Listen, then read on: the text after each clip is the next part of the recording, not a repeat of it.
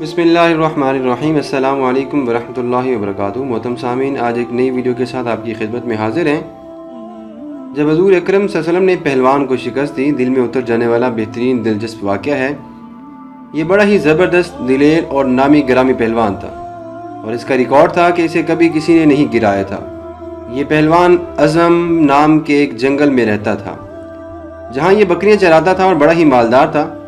ایک دن حضور نبی کریم صلی اللہ علیہ وسلم اکیلے اس کی طرف جا نکلے۔ رکانہ نے جب نبی کریم صلی اللہ علیہ وسلم کو دیکھا تو آپ کے پاس آ کر کہنے لگا، اے محمد مصطفیٰ صلی اللہ علیہ وسلم، آپ ہی ہیں وہ جو ہمارے خداؤں کو یعنی لات و عزا کی توہین اور تحقیر کرتے ہیں اور اپنے ایک خدا کی بڑائی بیان کرتے ہیں۔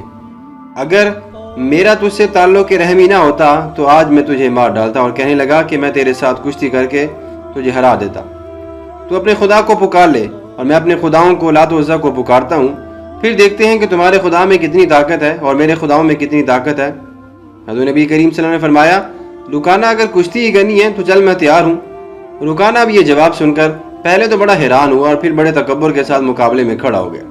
رکانہ پہلوان کا نام تھا۔ حضور نبی کریم صلی اللہ علیہ وسلم نے پہلے ہی جھپٹ میں اسے نیچے گرا دیا اور اس کے سینے میں بیٹھ گئے۔ رکانہ عمر میں پہلی مرتبہ گر کر بڑا شرمندہ ہوا اور حیران بھی ہوا، اور بولا، اے محمد مصطفیٰ صلی اللہ علیہ وسلم، میرے سینے سے اٹھ کھڑے ہوئیے۔ میرے خداؤں لات و عزا نے میری طرف دھیان نہیں دیا، مجھے ایک موقع اور دے دو۔ دوسری مرتبہ پھر کشتی لڑی۔ حضور نبی کریم صلی اللہ علیہ وسلم نے اس بار بھی رکانہ کے سینے پہ بیٹھ گئے اور اس کو ہرا دیا۔ رکانہ اس بار بھی بڑا حیران پریشان۔ پھر وہ کہنے لگا کہ اس بار بھی میرے خداؤں نے میرا ساتھ نہیں دیا، میری طرف توجہ نہیں کی۔ اب وہ کہنے لگا کہ اے محمد صلی اللہ علیہ وسلم، معلوم ہوتا ہے کہ آج میرے خدا مجھ سے ناراض ہیں اور تمہارے خدا تمہاری مدد کر رہے ہیں۔ خیر، ایک مرتبہ اور آ جاؤ۔ اس مرتبہ میرے خدا لات و عزا میری مدد ضرور کریں گے۔ اب یہ تیسری مرتبہ ہی۔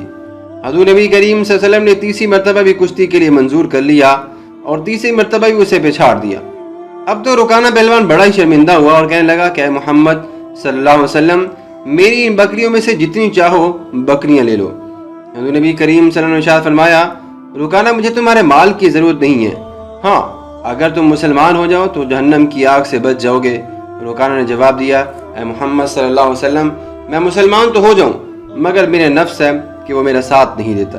مدینہ اور اس کے آس پاس کے لوگ مجھے کیا کہیں گے کہ اتنے بڑے پہلوان نے شکست کھا لی اور پھر وہ کلمہ بھی پڑھ گئے، مسلمان بھی ہو گیا۔ حضور نبی کریم صلی اللہ علیہ وسلم نے فرمایا، تجھے تیرا مال مبارک ہو۔ یہ کہہ کر نبی کریم صلی اللہ علیہ وسلم وہاں سے واپس تشریف لے آئے۔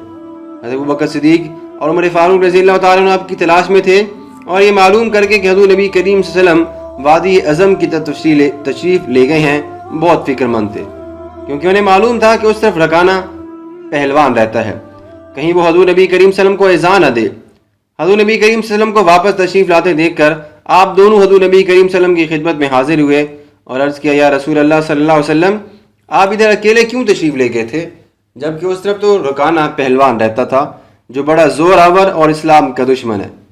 حضور نبی کریم صلی اللہ علیہ وسلم یہ سن کر مسکرائے اور فرمایا، جب میرا اللہ ہر وقت میرے ساتھ ہے پھر مجھے کسی رکانہ کی کیا پرواہ۔ لو، یہ اس کی پہلوانی کا قصہ ہے، سنو۔ نبی کریم صلی اللہ علیہ وسلم نے سارا قصہ سنایا۔ عمر فاروق اور ابوبکر صدیق رضی اللہ تعالیٰ عنہ یہ قصہ سن کر بہت خوش ہوئے اور عرض کیا، حضور نبی کریم صلی اللہ علیہ وسلم وہ تو ایسا پہلوان تھا کہ آج تک اسے کسی نے گرایا ہی نہیں تھا، اسے گرانا تو اللہ کے رسول صلی اللہ علیہ وسلم کا ہی کام تھا۔ محترم سامعین، آج کی ویڈیو یہیں پہ ختم ہوتی ہے۔ اپنا بہت سارا خیال رکھیے گا۔ اللہ حافظ۔